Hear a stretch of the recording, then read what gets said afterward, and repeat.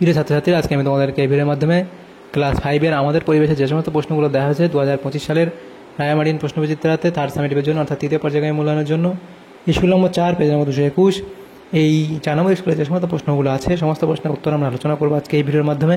তোমরা ভিডিওটা শুরু থেকে শেষ অবধি অবশ্যই দেখবে এবং চ্যানেলে যদি নতুন হয়ে থাকে অবশ্যই চ্যানেলটাকে সাবস্ক্রাইব করে রাখবে পরবর্তী স্কুলগুলোর প্রশ্নোত্তর পাওয়ার জন্য।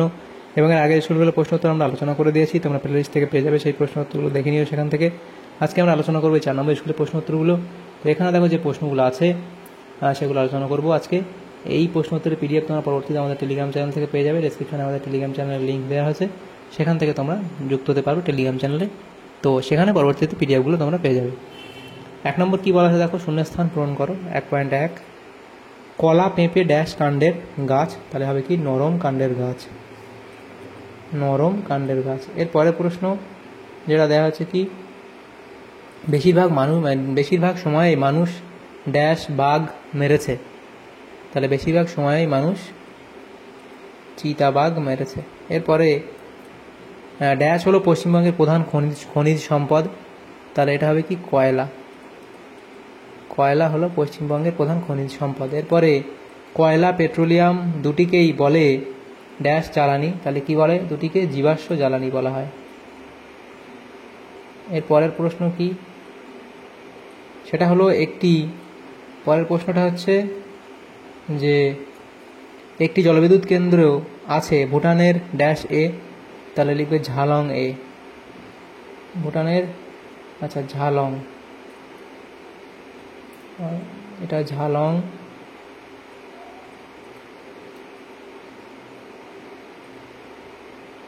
ভুটানের ঝালং। এর পরের প্রশ্ন বাম স্তম্ভের সঙ্গে ডান স্তম্ভ এদিকে মেলাতে দেওয়া আছে।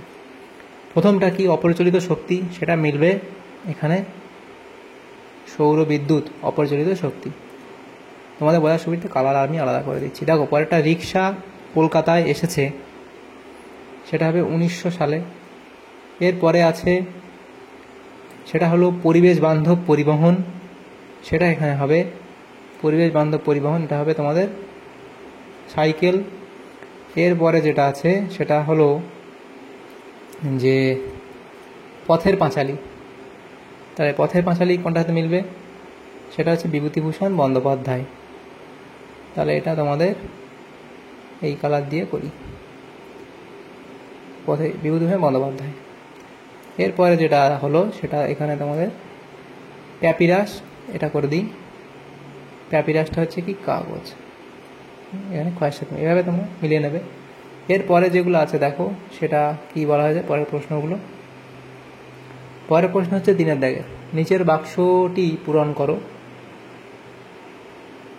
তো এখানে কি ভূমিকম্পের সময়ে কি কি সাবধানতা নেওয়া দরকার, ভূমিকম্পে কি কি ক্ষতি হতে পারে, বন্যায় কি কি ক্ষতি হয় এবং বন্যার সময়ে কিভাবে সাবধানতা নেওয়া দরকার।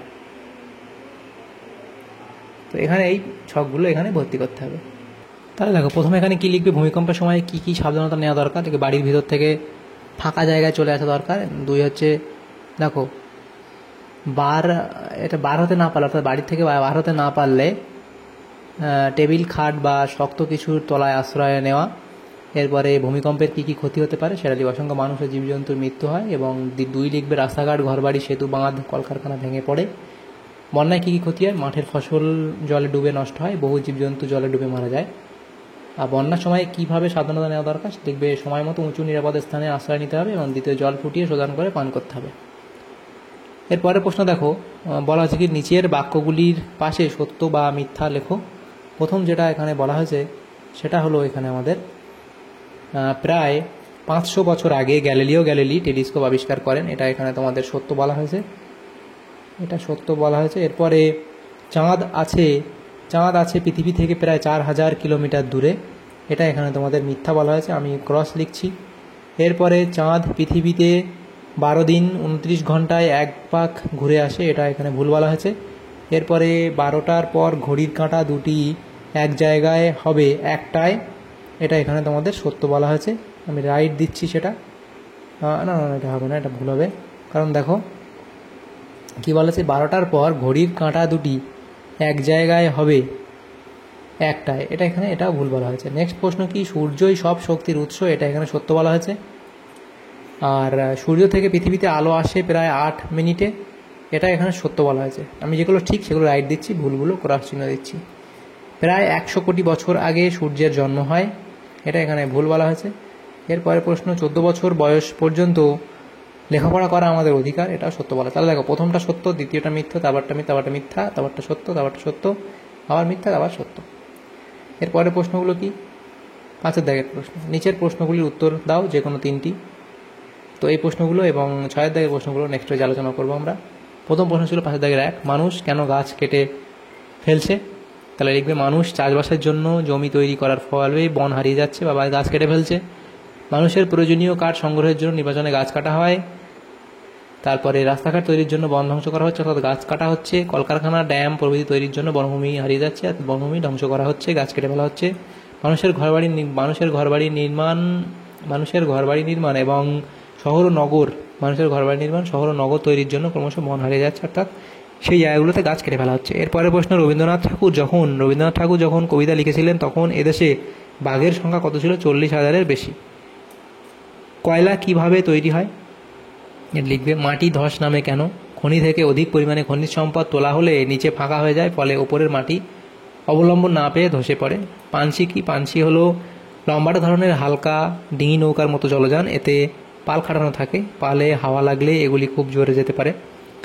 6-এর দাগের প্রশ্ন ছিল, নিজের প্রশ্নগুলি উত্তর দাও। এখানে প্রথম প্রশ্ন, পূর্ণগ্রাস সূর্যগ্রহণ কাকে বলে, এবং তারপর আছে পূর্ণগ্রাস চন্দ্রগ্রহণ কাকে বলে লিখবে। ছবিগুলো বই থেকে তোমরা এঁকে নিও। এরপরের প্রশ্ন, মুখ্য জোয়ারের প্রধান কারণ কি? মুখ্য জোয়ারের প্রধান কারণ তোমরা এখানে লিখবে এবং গৌণ জোয়ারের প্রধান কারণ তোমরা লিখবে। এরপরের প্রশ্ন, যেটা বলা হচ্ছে কি 6.4, অমাবস্যা ও পূর্ণিমাতে জোয়ারের জল বেশি বাড়ে কেন? তাহলে অমাবস্যা এবং পূর্ণিমাতে কেন বাড়ে সেটা লিখবে। শিশুদের অধিকারগুলি কি কি লেখো। বেঁচে থাকার অধিকার, খাদ্য ও পানীয় জল পাওয়ার অধিকার, স্বাস্থ্য ভালো রাখা, অসুখ হলে চিকিৎসা পাওয়ার অধিকার, অবৈতনিক ও বাধ্যতামূলক শিক্ষা লাভের অধিকার, নিজের নাম পরিচয় জানা ও প্রকাশ করার অধিকার, নিজের মত প্রকাশ ও আলোচনার ও স্বাধীনতা, মারধর ও মানসিক পীড়ন থেকে সুরক্ষার অধিকার প্রভৃতি। তাহলে এগুলো তোমরা লিখবে। এরপরে যে প্রশ্ন ছিল, কয়লার ধোঁয়া থেকে কিভাবে ক্ষতি হয়? তাহলে ঘটনা কি? চোখে ধোঁয়া লাগলে কি কি ক্ষতি হয়? শ্বাসের সঙ্গে দেহের ভেতরে ঢুকলে কয়লার ধোঁয়া কি হয়? এই যে পর্বগুলো দেওয়া আছে লিখে নেবে। এরপরে প্রশ্ন কি 6.7, কয়লা খনি অঞ্চলে ধসের সমস্যা মোকাবিলা করা যায় কিভাবে?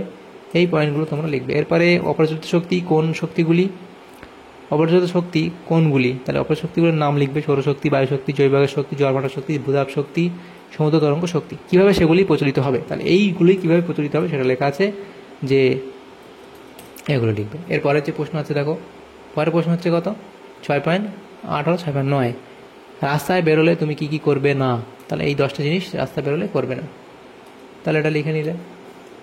এরপরে প্রশ্ন কি আছে দেখো, তাহলে আমাদের এখানে এই প্রশ্নগুলো ছিল আমাদের ক্লাস 5-এর যে প্রশ্নগুলো ছিল আমাদের পরিবেশের 4 নম্বর স্কুলে, সমস্ত প্রশ্নের উত্তর আমরা আলোচনা করলাম।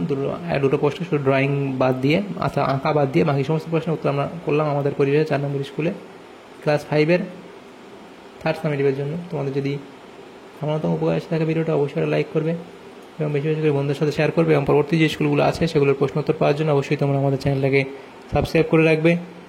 Thank you, thanks for watching.